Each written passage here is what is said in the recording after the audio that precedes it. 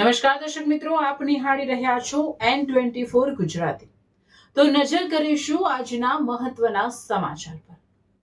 જંબુસર પોલીસે તેરા તુજકો અર્પણ અભિયાન હેઠળ પ્રશંસનીય કામગીરી કરી 23,000ના સોના ચાંદીના દાગીના ભરેલું પર્સ મૂળ માલિકને પરત સોંપ્યું।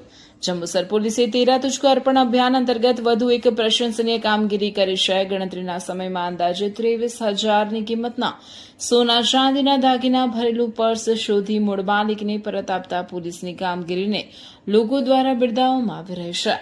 મળતી માહિતી મુજબ જંબુસર પોલીસ સ્ટેશનના પીએસઆઈ પીજે ચુડાસમાએ પોલીસ ટીમને અસરકારક અને પરિણામલક્ષી કામગીરી કરવા સૂચના આપી હતી। તે દરમિયાન એક મહિલા અરજદાર પોલીસ સ્ટેશન ખાતે આવી મૌખિક રજૂઆત કરી હતી કે સવારે આશરે 10 વાગ્યે તેઓ સોની ચકલા સ્થિત સિદ્ધિવિનાયક જ્વેલર્સમાંથી પોતાની ભાણીના જન્મદિવસ માટે ભેટરૂપે સોનાની નાની વીંટી અને ચાંદીની ઝાંઝરી કુલ અંદાજે 23,000ની કિંમતના દાગીના ખરીદ્યા હતા।